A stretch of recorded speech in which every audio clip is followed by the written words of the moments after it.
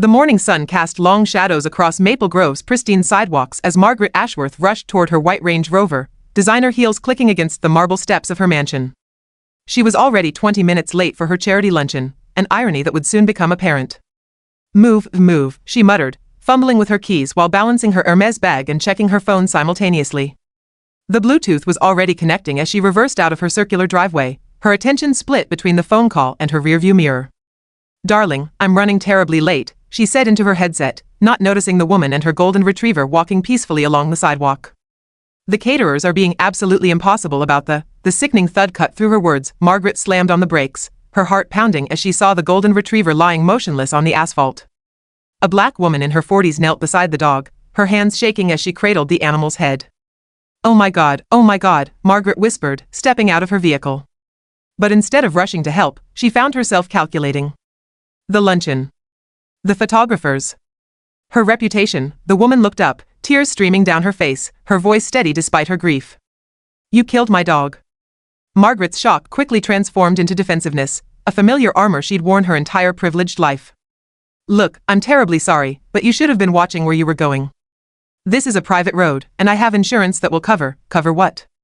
The woman stood slowly, and Margaret noticed something commanding in her posture, something that made her step back instinctively. "You think money fixes everything? Listen, Miss Agent Williams. Senior Agent Williams." Margaret waved dismissively, missing the significance entirely. "Miss Williams, I understand you're upset, but accidents happen. I'll write you a check right now for, let's say $5,000. That should more than cover a replacement pet." The woman's expression shifted from grief to something far more dangerous. She reached into her jacket and pulled out a leather wallet, flipping it open to reveal a gleaming FBI badge. "Senior Special Agent Diana Williams, Federal Bureau of Investigation. And that pet you just killed was Ranger, a retired K-9 unit who served this country for 8 years tracking down criminals." Margaret's face went pale. "FBI? But you're just... I mean, you live in this neighborhood?" Diana's eyes narrowed. "Just what, exactly, Mrs.?" She glanced at the personalized license plate. "Mrs. Ashworth. What exactly did you think I was just?" The words hung in the air as Margaret realized the hole she'd dug for herself. Her mind raced through every assumption she'd made, every stereotype she'd unconsciously applied. I didn't mean..." Margaret stammered. "You didn't mean to reveal that you assumed I couldn't possibly be a federal agent because of my skin color? That I couldn't possibly afford to live in your precious neighborhood? That my dog's life was worth whatever spare change you could throw at me?" Diana pulled out her phone and began taking pictures of the scene, her movements precise and professional. "Step away from your vehicle, Mrs. Ashworth. Do not attempt to leave. You can't arrest me. This was an accident." "Can't I?" Diana's voice was ice cold. "Vehicular manslaughter, reckless driving, leaving the scene of an accident. Oh wait, you haven't left yet. Destruction of federal property, since Ranger was a government-trained asset. And that's just the beginning."